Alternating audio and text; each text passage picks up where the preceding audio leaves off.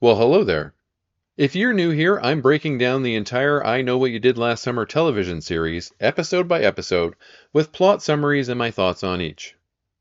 These are very spoiler heavy, so if you haven't seen the show and you want to know what happens, I suggest you go back, watch it first, and then come back to enjoy these videos.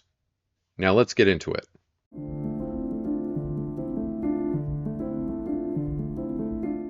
Today we're going to be looking at I Know What You Did Last Summer, Season 1, Episode 5, entitled Mukbang, which dropped on Amazon Prime on October 22nd, 2021. And at the end of the last video, we had a body count of 6 people and 1 goat. Here's a quick recap of what we know so far. Allison and Lennon are twins.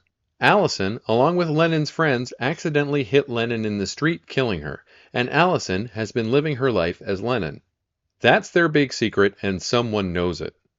That someone has been tailing Allison, sending her text messages, and generally menacing her. And they've killed a whole whack of people so far.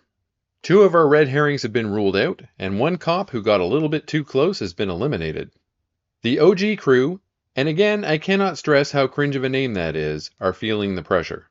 And we're in the back half of the series now. Now this episode starts with Margot filming herself doing a mukbang video. I do not understand mukbang, I never have and I never will.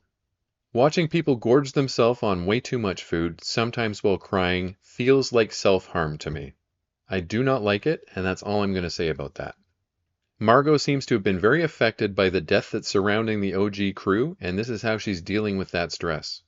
So now there's a town meeting with the police about the killings that Dad appears to be running for some reason. That seems odd to me. And Riley takes the opportunity to do a little bit of drug dealing right in front of everyone. Chief Lila's mom is also there, and she's very funny. Completely unrelated to the plot, the background scenery in Oahu is incredible, just gorgeous. Dad says something about how Allison, who is posing as Lennon, is getting pretty close to Margot, and how she needs to be careful to protect her cover. This rubs Allison the wrong way. She stops responding to Margot's texts at this point, and that doesn't sit too well with Margot, who is already not doing very well. Now Dylan, who's been goofing around in the tidal cave, encounters Clara the cult lady, who says that she recognizes him from the last time before he runs his ass away. And now they know that Clara saw them on that fateful night that Lennon was killed as well. Now, since Allison as Lennon is ghosting Margot and she needs to be with someone, she decides that Riley will do. Margot picks her up from her trailer, brings her back to her house, and they proceed to shit-talk Lennon. Lennon sounds like she was a very bad person. Anyways, Margot seems like she's picking up that there's something wrong with her best friend / lover. Then this happens for some reason. It's interrogation day, where the whole crew has to come into the police station to discuss the murders happening in town.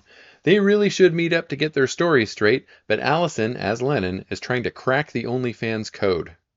On the way to the station, Allison presses her father about Clara, since Dylan has told her about the cave run-in, and Clara not only drives a black truck, but she was also at her funeral service. The funeral service that was supposed to be for Allison, but was really for Lennon.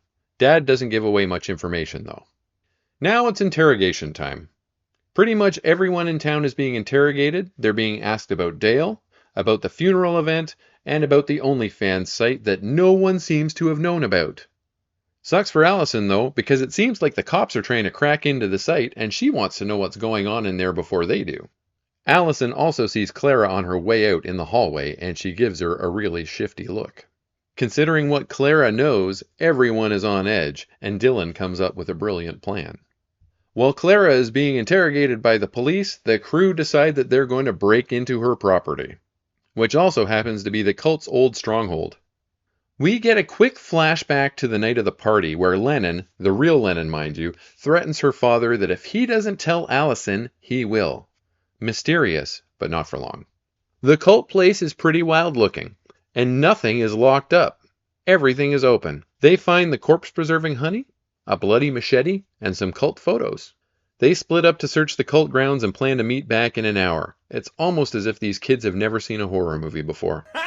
Riley finds the chapel where they did their cult sermons and ceremonies. It's all overgrown and the altar has chains and stuff all over it. Dylan and Margot find the source of the spiders that were in Johnny's head.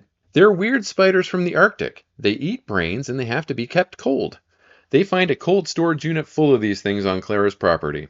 They're CGI spiders, and they don't look good. Nope. Allison finds the cult library and document storage area. She picks up what seems to be a random box and scores huge with a cult photo album.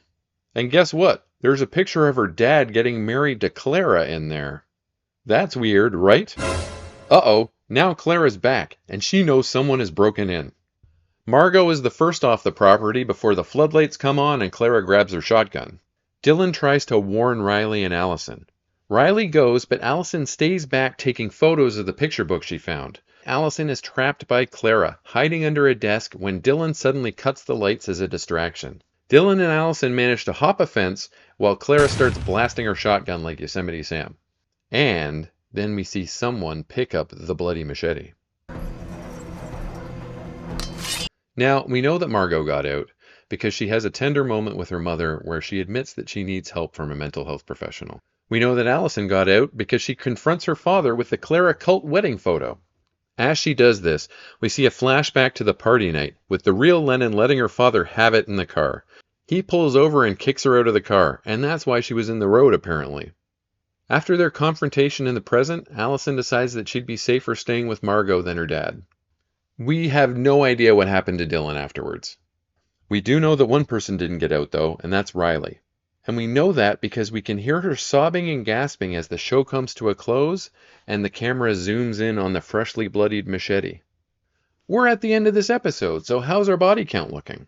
Oh my god, no one died in this episode! Hooray! We are still sitting at 6 people and 1 goat.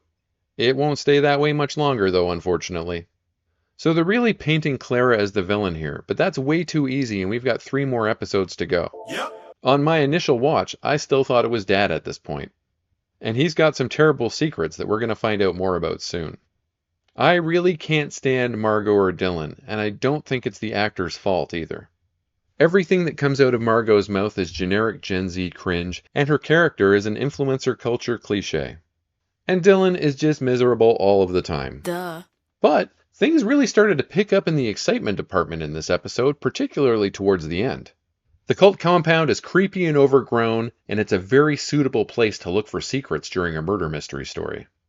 I really enjoyed this episode, and I think it might have been the best one we've seen so far. I rated an 8 out of 10, and what a cliffhanger. Please join me for my next episode where I break down the I Know What You Did Last Summer television series. As always, you can click the subscribe button at the bottom of this video to subscribe to my channel. It costs you $0. It takes you 2 seconds, and you can subscribe to as many people as you want. And if you do, you'll be able to see all of the other crazy stuff that I get up to on my channel. I hope you're enjoying the series so far, and I can't wait to see you in the next one. Goodbye!